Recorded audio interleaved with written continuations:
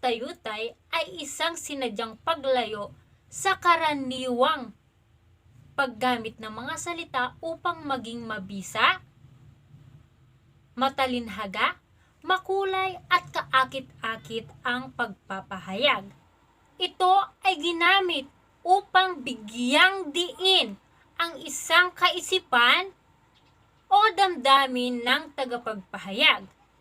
Dito, sinasadya ang pagpapahayag na gumamit ng mga matatalinhaga o patalinhaga o di pangkaraniwang salita upang bigyang diin ang kanyang saloobin ukol na rin sa mensaheng nais niyang ipabatid. Ang tayutay din ay isang kasangkapang pangretorika na kung saan ginagamit ito sa paglikha ng mga tunog o ng musika.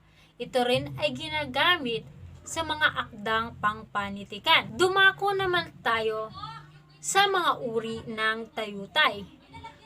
Ang una ay ang pagtutulad, na kung tawagin sa Ingles ay simile.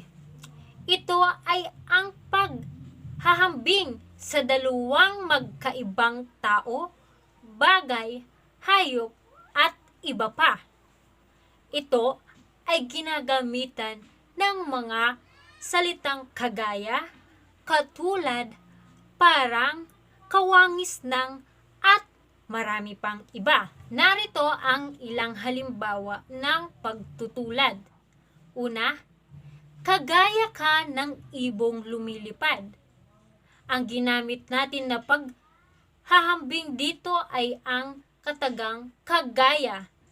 Ikaw ay kagaya ng ibong lumilipad. Ang pangalawang halimbawa ay ang ganda mo ay katulad ng isang anghel. Dito naman, ang salitang panghambing na ginamit ay katulad. Ibig sabihin, ang iyong kagandahan ay inihahambing gamit ang salitang tulad sa isang anghel. Ang pangalawang uri ng tayutay ay ang pagwawangis. Ito ay mas kilala sa Ingles na tawag na metaphor. Kagaya ng pagtutulad, ito ay nanghahambing. Subalit, ito ay hindi gumagamit ng mga salitang katulad ng, kagaya ng, kawangis ng, at ng iba pa.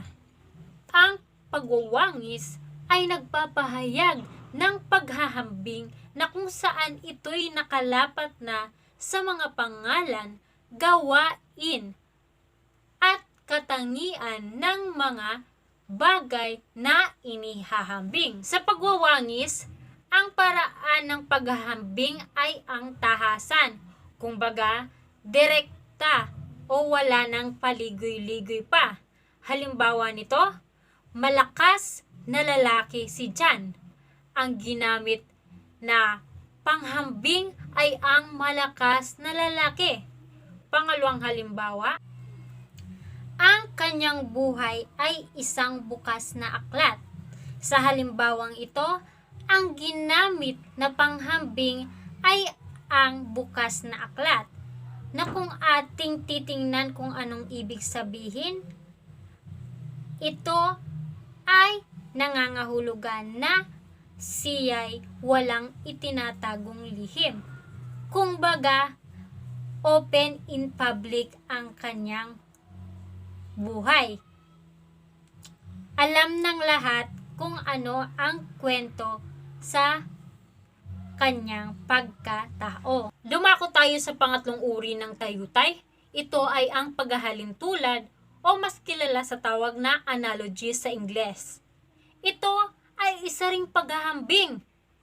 Subalit, ito'y nagpapakita ng ugnayan. Ugnayan ng kapwa kaisipan. Halimbawa, ang dalaga ay bulaklak. at ang mga lalaki naman ay mga bubuyog. Ang halimbawang ito'y may ugnayan sapagkat kung ang dalaga ay bulaklak at ang lalaki ay bubuyog, tama nga naman na ang mga bubuyog ay lalapit sa mga dalaga or sa bulaklak. Kagaya ng mga nangyayari sa panahon ngayon, ang mga binata ay nanliligaw sa dalaga. At ito'y magkaugnay na mga salita. Ang sunod na uri ay ang pagbibigay katauhan o ang tinatawag na personification. Ito ay ginagamit upang bigyang buhay ang mga bagay na walang buhay. Ito ay sa pamamagitan ng pagsasalin ng talino at gawi o mga kilos ng tao sa isang bagay. Halimbawa, ang mga damo ay sumasayaw. Binigyang buhay ang mga damo sa halimbawang ito. Ang sunod na uri ng tayutay ay ang pagmamalabis o exaggeration. Sa Ingles, ito'y tinatawag na hyperbole. Ito ay ang pagpapahayag na lagpas sa katotohanan o eksaherado ang pagpapahayag. At kung susuriin, ito'y lubhang nagmamalabis o lagpas sa katotohanan. Halimbawa nito, narinig na ng buong daigdig ang iyong sigaw. So, di ba kung papansinin natin, napaka-exage. Biruin mo, sumigaw ka lang. Buong daigdig o buong mundo na ang nakarinig sa'yo. Ang sunod na uri ay ang paglumanay. O sa Ingles, ito'y tinatawag na euphemism. Ito ang paggamit sa mga piling salita upang pagandahin ang mga di kagandahang pahayag. Kung kanina, eksaherado, ito naman, malumanay upang pagandahin ang mga pahayag na di kanais-nais. Isang halimbawa dito ay ang sumakabilang buhay na kagabi ang ama ni Abel. Ibig sabihin ng sumakabilang buhay ay pumanaw na, namatay na. Pinaganda lamang ang salita upang hindi masyadong nakakabigla. Ang sunod na uri ay ang pagtawag o apostrophe. Ito ay isang panawagan o pakiusap sa isang bagay na tila ba kinakausap ito na parang tao. Halimbawa nito, ang lyrics sa kantang "O tukso, layuan mo ako." Dito, kung titingnan natin ang halimbawa, "O tukso, layuan mo ako", parang sinasabi niyang sa sarili niya na huwag mo akong tuksuin, lumayo ka sa akin, tukso. Parang ganon. Isa pang halimbawa, ang isang kataga sa lyrics na "Buhos na ulan, aking mundo'y lunuring tuluyan." 'Di ba? Parang kinakausap niya yung ulan.